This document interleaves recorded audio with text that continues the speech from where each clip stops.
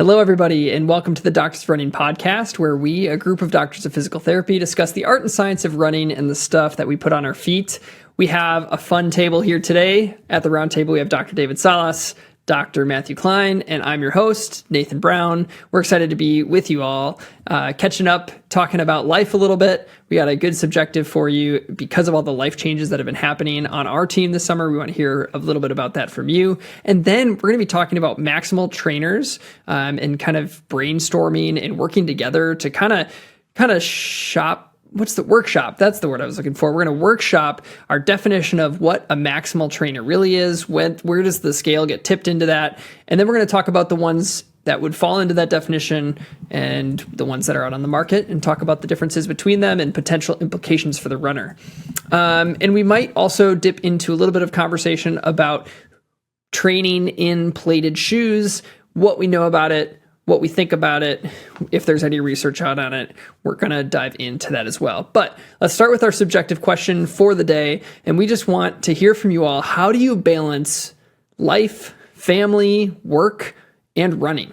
What are the things that you do to keep those things in balance? What keeps you on a healthy, sustainable track? We want to hear tips and tricks from you all, or things that haven't worked. Sometimes we learn from the things that don't work just as well. So in that vein, Matt, we want to start with you. You just had a baby. Tell us about what this transition has been like into being a father, and how, again, then bring in how that impacts your balance with running and things like that. We'd love to hear from you. Yeah, I appreciate that. So Isabella Zadie Klein is currently, as of this video, 14-ish days old. So I can't do math right now because I haven't slept in a while. So I should clarify, I was the one that didn't have the baby. It was my wife that had the baby, although I was there supporting her through her 45-hour labor with 2 hour active delivery. It was quite intense. But yeah, outside of the biggest thing, I think, is for those who are well-seasoned parents, that the first several weeks you don't sleep much at all. So trying to balance that out. I'm very lucky being a professor that this happened right as the semester ended. And so I took a bunch of paid time off. And then I've got 2 weeks where I can work, but I'm working from home. And I'm starting my second year. So a lot of my content is already kind of ready. I just got to refine it. So that's made that easier. But not sleeping, having to have a little one who eats, poops, and does that on the hour, sometimes more frequently, having to constantly do laundry, making sure I support my wife. So I'm, kind of a support staff right now because I can change diapers, but I can't really breastfeed. I tried. She can't really breastfeed? I can't. Yeah, no, I tried. She doesn't like that. No. I was trying to distract her, like, hey, maybe I can fake her out. She got really mad, so I guess don't do that. She also doesn't like bottles. But yeah, just the not sleeping, making sure I'm supporting my spouse has meant that I've had to change, even from being in the hospital for 3-4 days straight, modifying my running, obviously. So my wife was nice enough, as she is a pro runner, to go, hey, you need to get this. So I took 1 day off from running, and then she was like, you're a little angsty, so go run. So it's been, as someone for the last several years who's run twice a day most of the time, it's been, I'm not really worried about my mileage. I'm just going to go out there for a run that started at 5 miles, and it's slowly over the last 2 weeks has built up to 7, 8 with the occasional 10. But it's consolidating, going, all right, I'm going to talk with my wife. Is it okay if I go for a run? I'm going to have to keep it to maybe somewhere from 6, maybe 8. It kind of depends on her time. So just being very flexible is the key, and going, I'm not going to get a great workout every day. Sometimes I'm just happy if I can get out the door. And it's just being flexible with that. And because you never know what's going to come up. And luckily, Isabella's been very healthy thus far, and we haven't had any major issues. But yeah, you never know. So being flexible. We've talked to you a lot, but congratulations again on the new baby. That's really it's a pretty life-changing thing. Yeah, it really is. It really is. Rocks your world in a really cool way. So congrats to you too. Yeah. And then the other guy on here, David, got married. Tell us about kind of what married life has been like for you, and kind of, if anything, what's changed or what hasn't changed. Yeah. So, we've been together 6 years now, and we've lived together for 3. So there hasn't been too much change, as far as post-married life. Amber is going through the last name changing process currently, so that's a lot of things just on that plate. Thankfully, I don't have to do any of that. So for me, everything's been pretty much the same, but we've been just doing our best to keep things steady, keep the stress down. You know, the last few months have been stressful, and I probably wasn't wise to race so close to the wedding. I feel like, you know, it's just high stress environments, you know, basically full-time training, essentially full-time working, planning the wedding, getting everything going. Like every free moment of time, I was emailing vendors or, you know, just figuring things out. And so it's actually been a little bit more relaxing. I was just going to say our weekends. Yeah. Like we haven't, like, I was just talking to her about this before coming on, where it's like, I mean, we have like chores and stuff to do and catch up on, but it hasn't been what it has been the last few weekends, you know, or for the last, like, honestly, months, you know, where it's just like every weekend is slammed with something. And trying to balance that between the training, the working, I mean, everything with Doctors of Running as well, right? Like we're constantly writing articles and recording and doing things. And it was hilarious because I took a blood test right before, and my cortisol was like through the roof. So hopefully it's a little bit lower now. But just trying to be mindful. I mean, we're talking about balancing life and all of those things. And it's I kind of felt myself go over that tipping point, you know, and I had a bad race. You know, wedding was great, you know, honeymoon was great. Everything went solid. I took a week, a little over like a week and a half-ish off of running, and it was nice. But now I got to get back on the train and ready for CIM and kind of hop back into it, and going from like almost nothing straight back into the full schedule again was a little bit of a rough transition there, but we're coming around. And yeah, just trying to prioritize schedule, make sure I'm sleeping. Yeah. That's probably the biggest thing, is if I'm not sleeping and I keep spreading myself thin, things get hard. So, and I think a difference for you and us is you are in a stage of your running journey and career that you are trying to reach very high performance goals, and get, I don't know if you've said it out loud that you want a Olympic qualifier time trial, whatever. I don't know if you've said that out loud, but like you're in that world where you could, Olympic you qualifying could attain marks that. a little fast, but OTQ would be nice. I think, I think you've got that. And so that's a whole other part of, you know, like the running for Matt and I can be that flexibility. For you, with the goals that you're going for, there's a little less flexibility with what happens on the running side of things. And so that's a whole other part of your life that you have to juggle. I also have to say, I had the privilege of going out to the wedding, and two takeaways. One is David is right. Santa Barbara has the best tacos. I had like the best taco of my life there. At Florida Maze or whatever, Florida Maze. It was amazing. So good. The second thing is that I hope to talk about my kids the way that David's mom talks about him. Oh, yeah. Like your mom is in love with you to the end. Clearly. Like you could do no wrong. And I hope that I can support my kids the way that your mom supports you. It was really sweet to hear her like toast in front of everybody. She just adores you. And we definitely need a Molly shout out. Shout out to David's mom. Yes. For sure. Yeah. Jana and I just were like, that's how we want to talk about our kids, you know?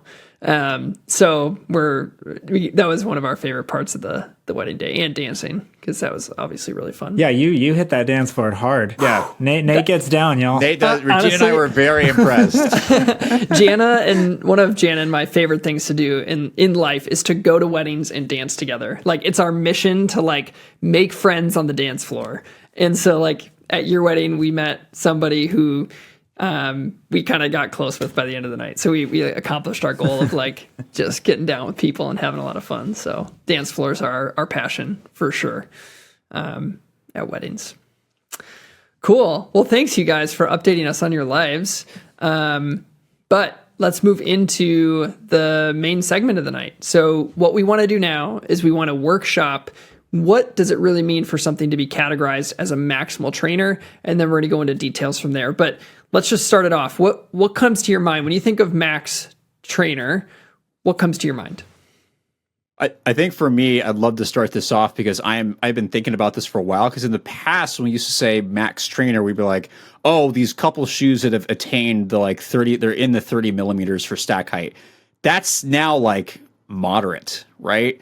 So to me, I think of, hey, these shoes are at 40 millimeters or going beyond is where my brain is going. And it's not just these very specific carbon plated superfoam shoes. There's several quote unquote inline daily trainers that have now done the same thing. So I think there's a line that's getting blurred where we used to have this separate category.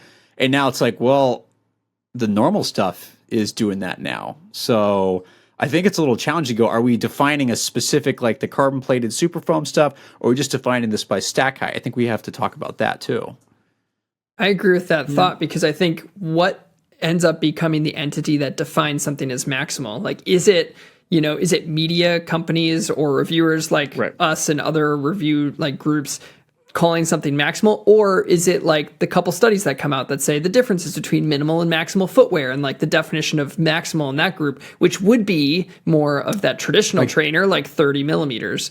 So where does that, because that's where we look at, this is the effect of a quote maximal trainer on a body. The studies don't include these 40 plus yet. They're including 30, like our normal training, like drops and stuff, or stack heights. But yeah, David, what do you got? I think it can also be company dependent as well. Like when I take a look at what it means to be a maximum stack height shoe, I almost think of it similar to how I think of the ultra marathon. And an ultra can be anything from 27 miles up to 100 plus, right?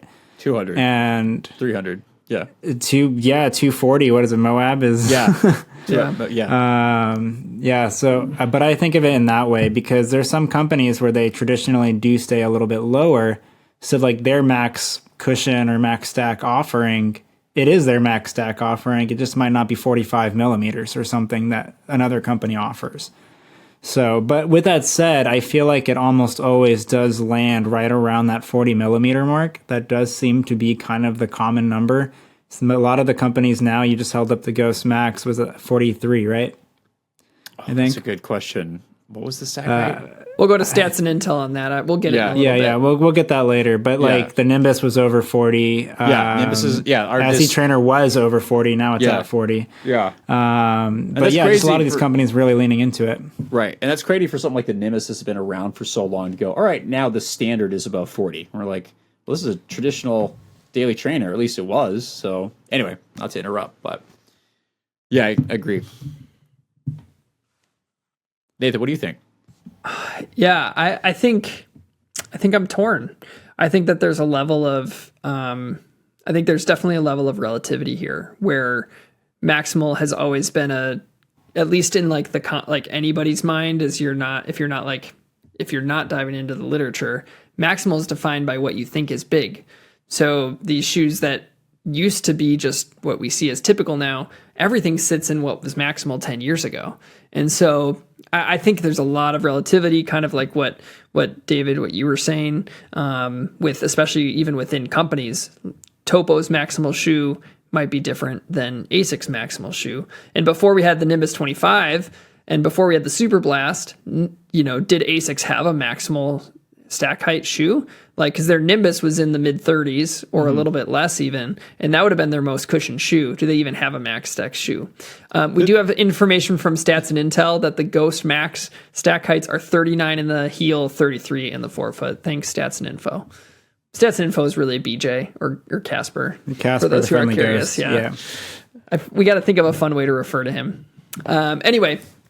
So I think that there is a level of relativity. I also think that there has to be, because why do we care about if something is maximally stacked or not? And I think it's a combination of runner experience and what do we know about the impact on the body. And there are changes. We've seen a number of studies. They've kind of all shown slightly different things, but there are differences on the forces that go through the body when you do have more cushioning and versus less. And so I think it does matter on a numbers level, but numbers of stack height is not the only factor because there's also foam type and how compliant that foam is. What's the resilience? What's your rocker? Like there's too many factors that play into the impact of a shoe on the body where maximal cushioning is so many parts. There's so many moving parts. So that's just a couple of my initial thoughts.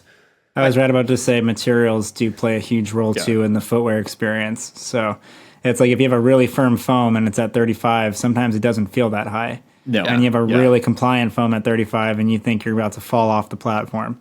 So it just depends on how they build the shoe and other things as well. I was going to say that I feel like when you start getting this high, and this is actually what I'm going to talk about in our Stinson 7 review, is when you do get that high, well, not everybody does this. There are some kind of requirements to make sure this shoe works. Like you have to have a rocker if the shoe is that tall because the foam's not going to flex. There's been a couple of shoes like the Skechers, the Max Road, at least the old one, used to be taller but have these very deep flex grooves. But they don't do that anymore, and they've gotten even taller. And you get that high, right? If you have deep flex grooves, now you're super unstable. So you kind of need that stiff rockered sole to make this work. I was going to say that seems to be a requirement, but then I realized that not everybody does that, and that can definitely make or break your shoe because, yeah, the taller you get, that things don't really flex the same way. So you're going to have to create artificial mechanisms to get that roll forward. So you do need the rocker, but I guess not everybody does it 100% well, so that was a not completely right statement on my part. Do we think that a maximally stacked, or sorry, I shouldn't say maximally stacked, a maximally cushioned shoe, does it require softness? Or I think about like I don't think so. I think about the Shift would be an example that would be, I think that's a 39-35 stack, but it's a firmer foam and just kind of. Does that fit in the maximal cushioning category? Yeah, I mean, I think of like the Craft CTM Ultra as well, and like that's a great couple one. Other shoes where it's like there's plenty of cushion underfoot. It's just not soft. Right. Yeah. I would agree. It doesn't have to be soft. I think you can still provide a high level of protection and have a firmer midsole, and that happens all the time. But regardless of this level of softness, though, the leg is now become an extended lever arm. So that is going to change how different torques happen throughout the joints up above. It will start to shift forces up higher, but the softness, I think, is a different or the compliant is a different variable. Yeah, and we talked with Saucony recently, and the difference in compliance is that one factor, and then how each of us strikes the ground changes how the foam deforms under our foot. So if one of us strikes and has a very high velocity of compression of the foam, that would have a different the foam itself would have a different reaction than if somebody more gradually compresses it, depending on your striking mechanics. Right. So then, what does compliance really mean unless it's placed in function underneath somebody's body? But I do think there's a couple pieces that we've circled around that we do have some research towards. One of them is the impact of compliance and how soft a foam is. That's kind of, soft is more subjective, compliance is more measurable, but kind of to help people understand what we're talking about. Or resilience, like how much it compresses and comes back. Yes. But the ideas here that we've talked about, one of them being the impact of a more compliant foam on mechanics. And then the other one is rockers on mechanics. Those two things do have changes to our bodies and have been shown to change forces as well. So I think about the study that looked at maximally stacked shoes versus those that were not. And so they were using an Adidas shoe. I can't remember. It's been too long since I've read this study, so I'm sorry that I'm butchering this. But they did find less impact forces in the shoe that had the cushioning in that came through the rest of the body, which I think is an important distinction, that even that shoe, which was not a 40 plus, had the changes compared to like a 15 and below stacked shoe. So and that didn't have that was a standard EVA foam. That was not some fancy P-backs, anything like that. And then we also know rockers have an impact as well, where you have shift of forces away from, you have decrease in plantar forces. So then you have decreased calf demand, increased demand up at the knee and the hip. And then the other one I wanted to mention was the softer and more compliant foams lead to reflexive stiffening of the joints up above. So running on something super soft, you have this reflexive stiffening in your joints, like just to stabilize everything. So we know there's changes. What's the threshold at which those things happen? I don't think we know. I think that's going to be too individual, right? Like we've seen these things, but people need to realize that these are averages, right? There are going to be exceptions to these rules. Like a great example of this, and this hasn't really been, this is more anecdotal, but this goes to the, like, we know that different people respond better to different levels of stiffness in a shoe. So the stiffer a shoe is, oftentimes the more, like, if you go beyond that level, your plantar flexors and a lot of your muscles are going to have to work harder to get over that shoe, right? It goes to the opposite, where if it's too flexible, you're still going to have to work really hard to get over that thing. So it's a balance. If that rocker isn't set up correctly, and we know this from the evidence, that will create a more stiff shoe, because the rocker, a lot of that has to be based around not only the different ankle rockers of your foot, but also where that first metatarsal phalangeal joint, that toe joint, it's got to line up. If it doesn't line up, it's going to feel really stiff. So again, it's going to be variable depending on the person. Some people we know like softer shoes. Some people we know like stiffer shoes. So I think it's that you're right. I don't think we're gonna be able to find that exact thing for everyone, but that goes into what we always talk about, that shoes are tools, that each person's going to be totally different. There's no such thing as a best shoe for everyone. It's trying to find, hey, you got to put some work into this. You're going to have to find out what works for you, what you like, and then you can go from there. Which is really hard, because we're talking about, like, everybody likes the randomized control trials, the really big studies, but unfortunately you only get an average of the population from that, and that's where the small case studies are really beautiful, because that helps you see the more individual component of a lot of the of experience and stuff like that. Like, I'm a quantitative person. I like data. All power to Nathan, who's done some qualitative stuff that does not, like, I get doing a subjective exam and, like, but for, like, doing that as research, it still doesn't make sense to me. That's like, a strong where are the word. rules here? That's strong language that I've done some of that stuff. I am planning to do some of that stuff. Okay, got it. I've done nothing with qualitative research, though that is what I am learning and what I plan to do for my I will research. still say all power to you on that. Thank you. I'm like, where are the rules? I don't understand that. It's like, oh, no, there are rules here. I'm like, where? No, I'm just kidding. It's great. I'm it's excited equally about it. important. It's equally important. So here's a case study for y'all, and tell me how you process through this. So these are not specifically trainers, but let's take an Adidas, two Adidas shoes. You have the Adidas Adizero Pro 3, and you have the Takumi Sen 9. Is the Takumi Sen, are they both maximally, cushioned? Is only one of them maximally cushioned? They have the same foam, same plates. The big difference is going to be stack heights. Different plates. Oh, different plates. Offensive that I got that wrong. So sorry. But different rods, but different materials. Different rockers, flatter geometry, different shoes entirely. But yes, I see where you're going. Continue. Be nice to Nathan. This is a good case study. No, I love this. I need you to keep me straight. How far do we make it before you guys start to give each other a hard time? 23 minutes? So we have those two shoes. Are they both maximally stacked? Is one of them maximally stacked? Or are neither of them maximally stacked? What do you got? I would say they're both stacked. I would. There was a dude that ran like a 2:08 marathon in the Adidas Takumi Sen, like not that long ago. Does running fast in a shoe fair, mean that does that define it as maximally stacked then? No, but like people have run marathons in flat shoes, but it's 33 millimeters. We were talking about materials, like it's 33, right? I'm pretty darn sure. 33 millimeters of stack of Light Strike Pro, which is already a very compliant, very soft foam. Mm-hmm. It's not rockered. It's not like the other shoes where you have this like super high up, like rounded surface with a really stiff plate that you're kind of just rolling forward the whole time. It definitely has more flex to the front of it, with the rods being a little bit more flexible. It's definitely a flatter geometry, but it's still very cushioned. I mean, I've run 15 plus mile runs in that shoe fine. Matt, what do you think? I'm going to take the opposite of this, where I will agree that the Takumi Sen, as someone who loves the Takumi Sen and has run in every single version of it, that it is far higher stack height than it was, right? Back in the day, I still have a pair of 1 and 2s. Which that's gloriously cool. hold on to. Yeah. And had several other pairs that I did 20-mile runs in back in the day, which I don't think I could ever do again. But yes, it's taller now, but I think it's not quite getting all the maximalist boxes that I would want. Whereas the Adios Pro 3, that's definitely a Maximal super shoe. It's got the foam, it's got the geometry, it's got the rods, not plates, but it's still, in my mind, got a fairly stiffening agent, right?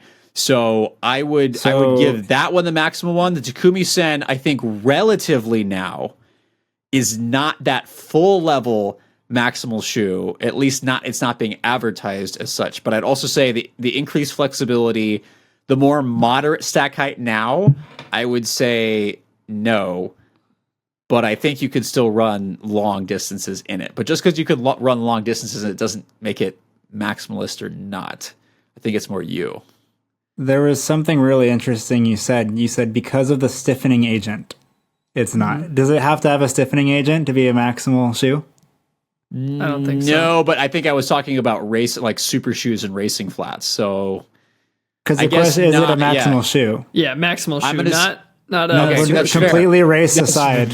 Racing aside. Okay, that's very fair. Then I'm going to say, just because it says 5K, 10K doesn't mean. No, I get it, but I would say it's not close. It's taller than it used to be, but there's plenty of normal stack height daily trainers at that same level now. So I would say yes, it's more maximal than it was in the past, but by today's standards, no, because you're not getting that like 40-ish. So I would say I feel ahead, like it's David. more cushioned than, say, the Craft CTM. That's fair, but I thought we were talking like maxes. We were talking cushioning now, right? You can have different cushioning properties. I mean, but the Craft CTM is 40 millimeters 30. Right. So like if I mean, this is completely subjective, but like if I feel like if there's a little bit more cushioning or like a softer experience or just a more protective experience in the Takumi than I do in the Craft, and the Craft is a Maximal shoe, why can't the Takumi be a Maximal shoe? My argument would be, again, because the cushioning is subjective, somebody might have a very different feel with that. So like someone like me, I compress the heck out of foam. So for me, I can still feel some of the firmness, but there's still a little bit more like midsole that I can feel underneath the Craft shoe. The Takumi Sen, you guys know how hard I land. Like you can hear me David could hear me run from Santa Barbara. He's like, "Oh, Matt's finally going out for his run." Right? I can hear the thud. But I compress that shoe, and with how much I compress it, I can still get surprisingly good ground feel. All right, I got another question for you. I've got another shoe to throw in here because I think we're dancing around this idea of our own experiences as defining them as maximal and other things. So I think so. Another shoe. So David, this one's starting with you because you're putting Takumi Sen in it at 33 or 32 millimeters. What about the Ride 16? It has 35 millimeters in the heel. Is the Ride 16 a maximal trainer from Saucony? Yeah, that's a great question. I think because of the materials and the experience on foot, it isn't. It's a normal feel. It's a very traditional high drop training kind of feel. They've done a lot of things that have cleaned it up. It's got a nice, transition to it. In some ways, it feels like some of those Max Stack shoes, was having that gentle rocker, a little bit more flexibility up front, also less foam. They took some of the outsole out to make it a little bit more plush underfoot of the experience. But I would still say that if I compared, let's say, the Ride 16 with something like the Endorphin Pro 3, and you just took the plate out of it and just had like Power MPB, that would be way, way, way, way softer. You know what I mean? Mm-hmm. I'm trying to think if they have something more comparable. I got another. What about Shift? I've got another one. Ride? Well, I was going to say Triumph, which is 37 millimeters, but Power Run Plus. And the Triumph, I have it right here. Yeah. I would consider that. Yeah, and it's a softer foam, much more compliant, and that experience it feels much more plush and maximal to me. Yeah, so it's more the foam experience for you than the stack. So even if potentially if the Triumph or if the Triumph only had 35 millimeters of stack, it still could be in your mind more of a maximal definition because of the foam experience underfoot. Could be, yeah. But we don't know. So how are we defining this then? So I'm like, I see where you're going. I see are we defining this by a certain level of stack height, right? Like it's got to be above 37 or above 40 to be considered maximalist. I know that's what we're talking. I was just thinking out loud, going, huh, Yeah, Because you if know, we did say, like, if it was a hard cutoff at, like, okay, well, it has to be 40, well, you take a lot of shoes that are 39 and 37 out. right. Yeah. What- There's a good number of maximalist super shoes out there that aren't at the 40 mark. So Another shoe that I'm not going to give the stack height on, but is the Clifton 9, a maximally cushioned trainer to you. With how everything has shifted, I kind of throw it in the normal training category now. It's what is there stack height on Okay. that thing? Matt, before I give that, Matt, what's your answer on the Clifton? It's pretty low, isn't it? There's It's too like- much. I think I'm biased to say yes because I remember when that shoe came out and I was working in running Well, that stores. used to be like Yeah. the max cushion it used shoe. to be the maximalist Maximal shoe, which also Right. like kind of messes with my argument almost about the Takumi Sen. Let's go. This is why this is such a fun conversation. Stir 'cause the it's hard. pot. All right, what do you got, Matt? What's your answer? I'm gonna say yes based on all the 'Cause the Bondi is features, under and I'm 40. sure you're gonna tell me that it's actually like 35 millimeters. No, it's and I'm lower, gonna I look think. like an idiot. So I have this looked up on Running Warehouse because we didn't get specs from Yeah. Hoka. So Running Warehouse Yeah. has the heel at 40. The Clifton Wait, 9, really? the Clifton 9 heel, probably Really? with the sock liner, is at 40, and the forefoot is at 35, according to Running Warehouse.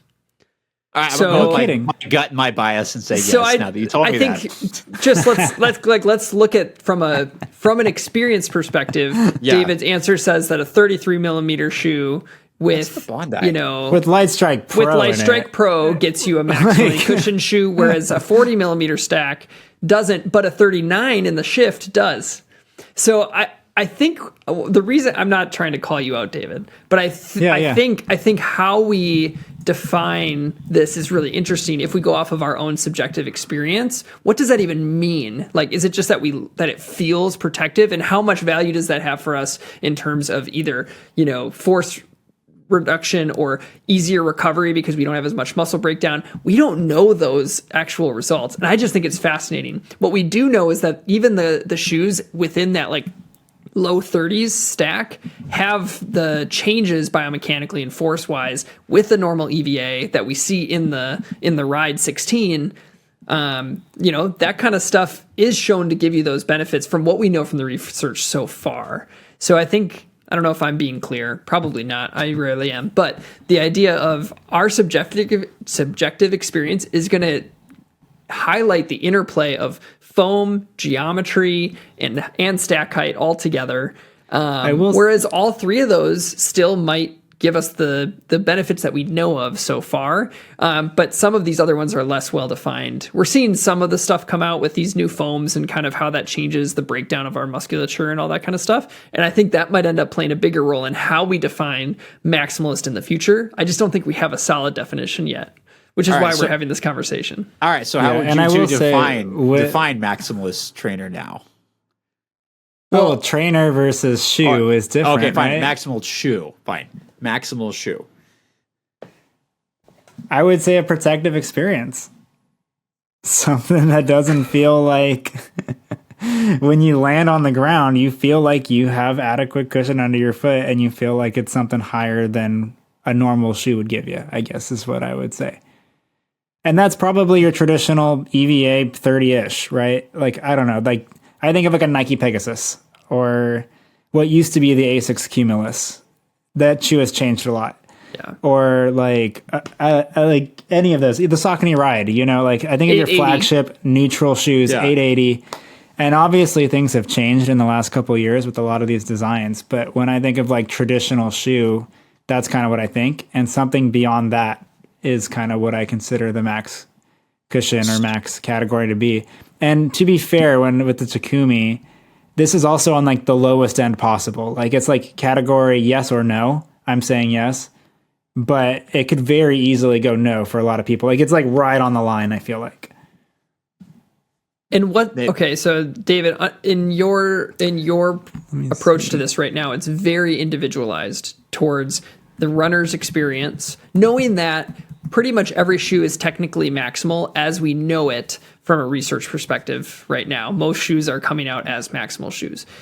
So you're looking at this individual. So if any, would you say that there is a benefit to having a shoe like that for a runner, and why? You're also looking something up. I get this. I'm looking up. I'm on Adidas's website right now to see what they classify as. So wait. So can I throw something in here? So it sounds like what David. I don't know, Nathan. I still want to hear how you define it, but it sounds like it's really not a set number, but it's a comparison to the norm. So a Saucony Ride, an 880, those stack heights have increased in recent years. They did not used to be that tall. But a Maximal shoe is going to be whatever's higher than when the average is, even if the average is moving upwards. Yeah, I think misunderstanding that? No, I think that's kind of what we've been saying. And for me right now, I think that Maximal as I've defined it in my head, which has been shoes that lead to the changes in mechanics and force, like attenuation. Pretty much every trainer from major running companies falls into that category now. Right. So my new definition for Maximal is going to be relative to everything else. So everything is Maximal right now. That's not true. There are shoes that are not Maximal. For the most part, most things are Maximal as it relates to Topo the research ST4, changes. Yep, Maximal. Yep. Like I said, not everything. But I think my biggest questions relate to show me the differences between shoes that have certain types of foams and the impact on our bodies, both from a recovery standpoint. And when I say recovery, I more mean like how much does your body break down, or how much byproduct do you create within the same type of run with multiple shoes in the same training session. And I think that goes beyond running economy. That because I think there's some studies out there that we talked about with Saucony too on the Kinvara Pro versus the Endorphin Pro 3. But I don't know. I think that everything's Maximal, but in the same way as David, it's like what's Maximal is going to be relative to the mean, which now everything is Maximal. So it's now just like more Maximal, and it is based on experience, but we don't know really what that does and who it does it to and why we would care. That's my opinion, which is a non-opinion in some ways. Well, what if, now this could be a wild thing to say, but what if Maximal is just relative to the company's lineup? Like, what if it's like it's just Maximal for them, and that's their Maximal shoe, and that's okay, versus like comparing their Maximal shoe to the rest of all of the other companies. It's like, well, let's say our highest offering is 35, and they tend to just have a philosophical, they like to keep things a little bit lower. And then you look at a shoe that's like 47, like the SC Trainer 1, and it's like, well, it's not Maximal because the SC Trainer exists. It's not Maximal because the Nimbus exists or the Super Blast. Like, what if for them it is max cushion? Like, a lot of people, would you guys classify the On Cloud Monster? Would that be a max category shoe? I would say it's an honest question. Oh crap! That's an honest question. I haven't been answering much of these, but again, with my current thing, yes, pretty much everything is Maximal. I would I put my Maximal around 30. So I'm going to throw this out here that I think there are two categories that we are dancing around. That I think now there's a Maximal category and there is a Super Max, and I think that's where you start getting into the SC Trainer 1 or the Super Prime Blast. This or is the Matt's Super Blast. research brain talking.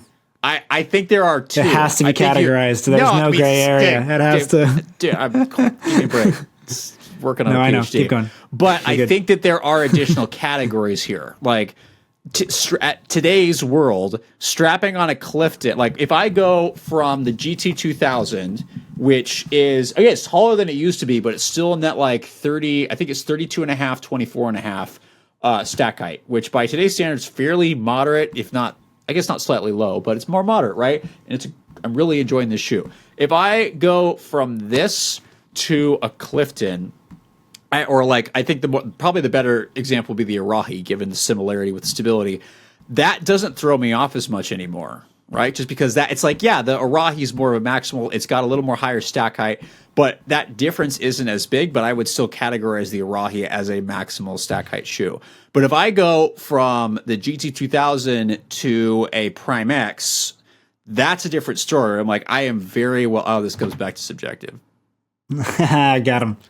I Qualitative data, baby. Yeah, I think that there is so much subjectivity. And going back to your thought, David, on like a lineup's maximal definition, I think there is some truth there. But I also give the caveat of like, but some things aren't maximal. Like if Zero came out with a max stack shoe that had 5 millimeters of foam, I was thinking the same thing. That's not going to be maximal. And even like to, until recently, like Newton has been lower too, right? So they haven't put a lot of foam underneath till their newer stuff coming out that they're starting to change. But I think that there is some threshold that I do think that, and I need to look up that study that used that Adidas shoe. But and then there was the other study that looked at the type of cushioning and the difference in higher and lower BMI and how that changed things with injury as well. But I think that there is a threshold study, right? Yeah, that was Malzo. Yeah.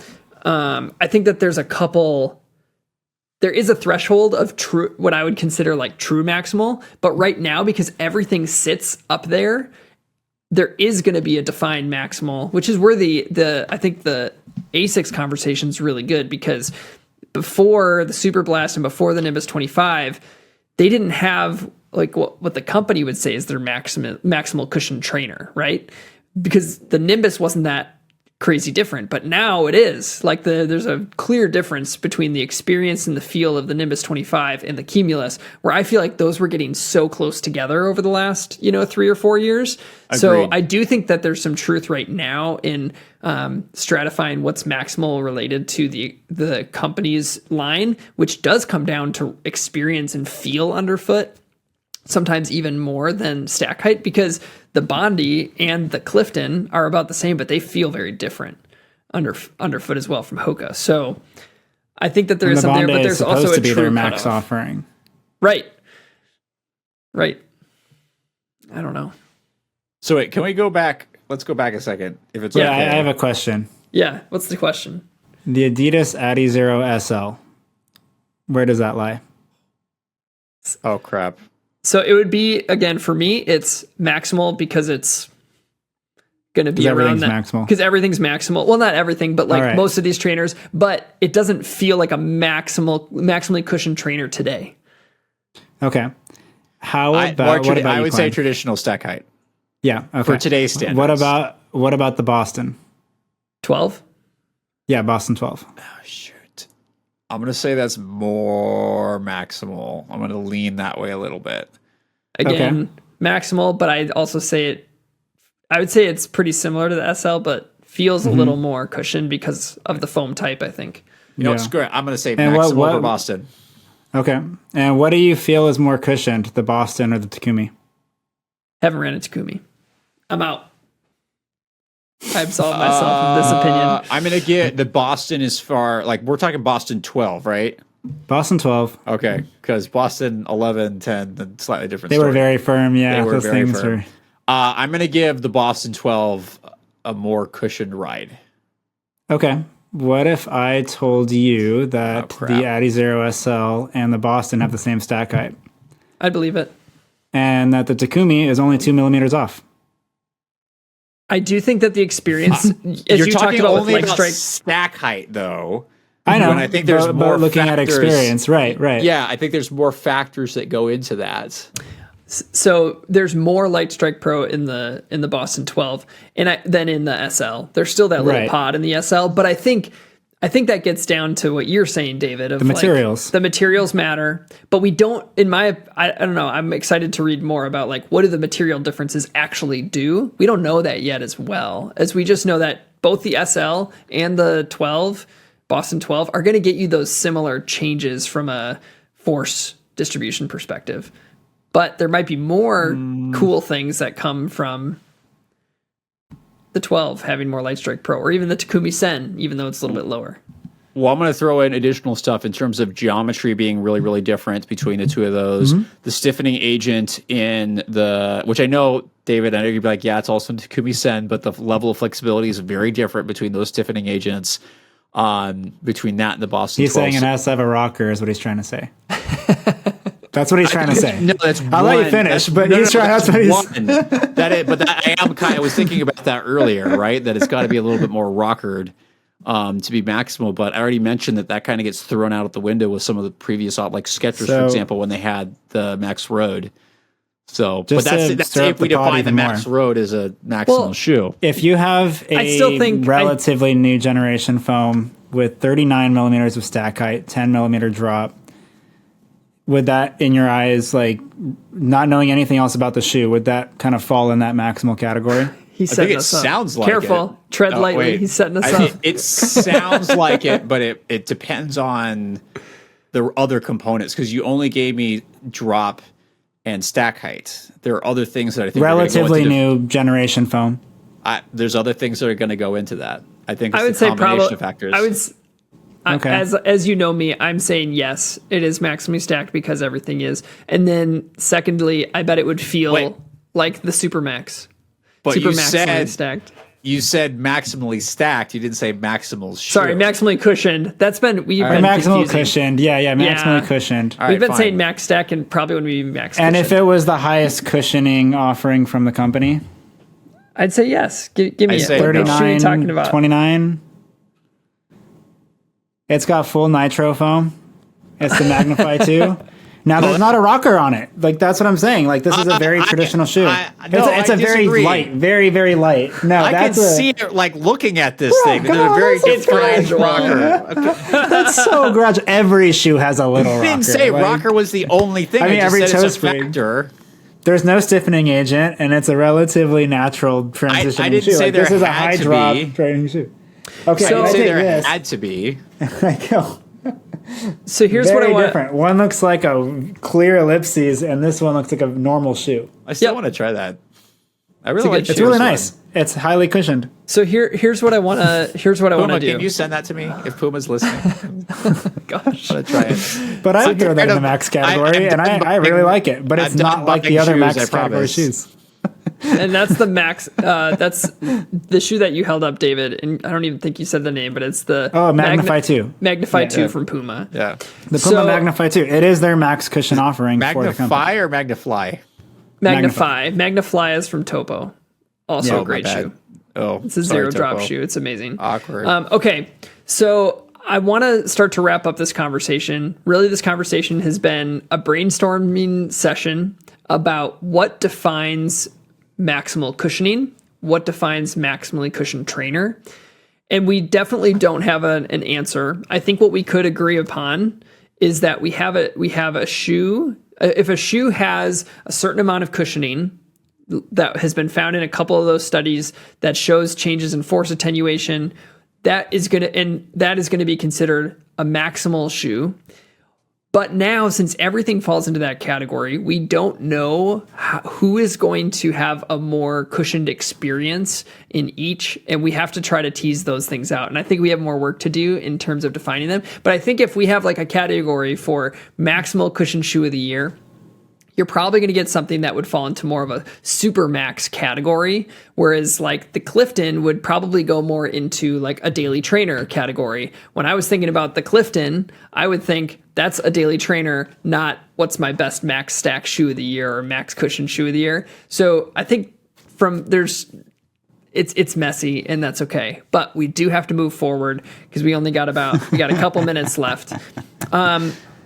I want to revisit a conversation that we had previously about our thoughts on training and super shoes.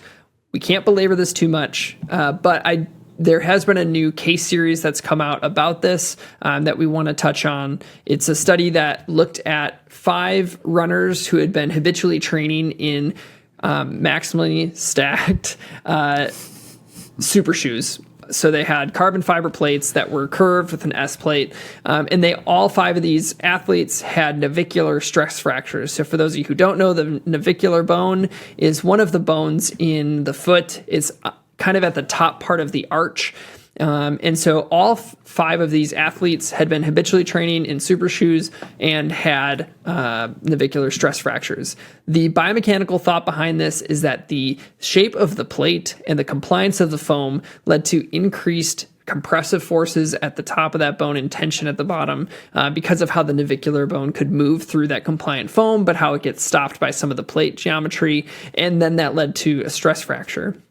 So do y'all have any other reflections on that study or thoughts on what should we think about training in carbon plated super shoes? Well, there was another study that came out recently looking at stack height changes every 5 millimeters. It was like 30, 35, 40, 45. That's a whole other 50. study. Yeah. Right. No, but one On of the running findings, economy. Yeah. But one of the findings of that study was that the rate of eversion was higher in the higher velocity shoes. So eversion just meaning in closed chain. In isolation, it's your ankle and foot moving outside. But we stand and we move, and we don't do that when we're standing. Like, what that looks like functionally when you're landing, it's basically a controlled pronation moment where the subtalar joint's kind of coming down like this, and it helps with shock absorption. But the rate of that collapse, essentially medially, was higher in those higher stack shoes as well. So that's also something to consider because you're taking these compliant foams, and it's showing that like the higher you go up, the more you're going to have. And in that study, which was interesting, was that there wasn't really that much of a change in running economy, not significant enough to actually mean anything between those stack heights. But where I'm going with that essentially is we don't know a lot of this stuff, but some of the stuff we do know is that your foot's going to move through more of that range. Like that's just going to happen when it's more compliant. And if the mechanisms of those navicular stress fractures was impacts with the plate, well, then ideally you probably shouldn't smash your navicular into a plate every single day.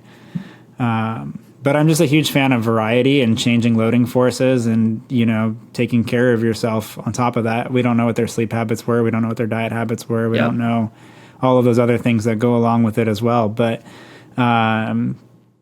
all of those things aside, if you load your foot the exact same way all of the time, that also isn't good. So I think just having a little bit of variety in there probably would be better. So I'm still not a fan of the daily training, workouts, racing, like everything all in the same shoe. I don't know. I just think it's too much of the same repetitive motions. Go ahead, Matt. I'm going to throw this out there. So I agree with David, and I'm going to quote one of Malzo's studies on the fact that one of the few things we know that can decrease injury risk is having a variety of footwear, right? You expose your body to different stresses on different days. Shoes or tools, you use the tool appropriately for each thing. Obviously, strength training is the other thing that's in there. I forgot where I was going with this. Hold on. I have a newborn dad brain right now where I'm like, I had a thought and then I don't sleep. I get that, and I can see my challenge to this is good, right? So case studies are great for starting research. You have to be very careful not to pull conclusions from them because there is such a small sample size. It's great going, hey, let's now get a huge variety of people, survey, have them go, hey, what shoe are you training in? What injury as you had? See if we can get a little bit more correlational data. But it is correlational data at the end of the day. I will say that I think for let's talk. I'm going to talk about the outliers and then averages. I think for the average population, average runner, training in these all the time is probably not going to be the best idea. I think that you should use them as the tools they are. You should have a normal shoe, maybe have one of these like plated shoes, and use them appropriately. Use them for faster runs, use them maybe for a longer run, but then get out of it so you have that variety. I do think that there are a set of outliers who cannot handle that at all, and another group who that's all they can run in, right? That they need the compliance and stiffness, that interesting mix, and that might be what helps them run. My great example for this, I'm still doing my study, by the way, so anybody listening, if you're over 50 years old in Southern California, have Achilles or calf problems, please help me. I need more subjects. I need 11 more. Please. I really want to get this done so I can spend more time with my daughter. There are a lot of them who are going like, yeah, basically the only thing I train in now are these super shoes. And I've had several people going, yeah, I want to participate in your study as a healthy person, but I can't because you said I can't use super shoes during the testing. I'm like, yeah, because there can be some influence on your mechanics. So I think it's a balance of going for, again, the average person. Probably don't do that, right? Probably have a variety of things so we know that decreases injury. But there are two other groups that you need to figure out if you're a part of. Going, are you the ones that are really sensitive to this and you need to be very careful with how much you do in this? Or are you the one group that's all you can handle to be able to run? Because the last thing we want to do is tell you, don't wear this shoe when you're like, this is the only thing that allows me to do this activity. So I don't want to say it depends, but I think we got to be careful pulling conclusions from a case study when case studies are phenomenal for going, let's look at some individuals and then let's set up what we can do with larger studies. I think I totally agree there. And our tone on this conversation from the beginning has been, we don't have enough data to actually know. From a research perspective, it took us till 2010 to actually know how minimalist footwear impacted the runner in terms of injury, even though we knew it way before, but we're starting to see the trickle in of this stuff. And our tone from the beginning has been, we don't really know the impacts, but we do know that it changes stuff. When things are drastically different, it's probably not smart to jump full sail into it and to maintain some moderation. So I think we stay in that realm. As you said, we can't over generalize a case series of 5 people. That would be irresponsible. But it does give us another touch point of things to consider when thinking about what should I be training in, what should I not be training in, is there value there, is there not? And I think that's where I want to learn more, because you go talk to Jeff Burns and he talks about the effects of these foams and the benefit for our running economy and our ability to handle more training for better performance because you might not have as much muscle breakdown. That's another side of the equation. And I think injuries also happen when you overtrain. But if these shoes can prevent you from overtraining, why wouldn't you want to use them? You have all these different sides of things, and it's not super clear. But I think moderation is a big, important thing. Matt, you got one more thing. Bring it on. I'm going to throw the other side of this, and I got to give a shout out to Amby Burfoot, who has been so nice to reach out and communicate with me on Masters Runners, and it's been really fun to get to meet him and get to know him. But he put up a recent, again, another small case study on this group that compared those who train through a season using traditional racing flat, like lower stack racing flats, and super shoes. And what they found is, although the people that use the traditional flats were more sore and kind of like definitely more sore, like higher perceived muscle soreness, their economy improved more than the group that used the super shoes, which makes sense, right? The more your body adapts to stress. So if you have the same training between two groups, it makes sense you're going to have higher adaptations if you don't get hurt and you don't overdo it in the more traditional thing. Whereas what's coming with the super shoes is, you're right, it's allowing us to do more. So if you do more, you'll get maybe those same things. But I think the other thing goes the same way. It might be good if you're training in these super shoes all the time, or these Maximal shoes. It might be really good to go, hey, every once in a while, just spend a little time in something a little bit less, right? Because you will adapt to things. If you stay in one thing too long, if it's all you can do, that's a different story. But if you have the flexibility, if you adapt too far one side, all the potential risks of that you're going to be exposed to. Whereas if you go, hey, let me kind of spread stuff out a little bit, again, that moderation and that variation I think is going to help. My great example is I'm really enjoying my 2 pairs of zeros right now, where I'm going from running for a mile in a super minimalist shoe to then running in the Primix Strung 2 the next day, which is 50 millimeters stack height. And it's actually it's kind of pleasant. It's a little shock to the system going, that variety feels good, because you're like, oh, I'm using something different.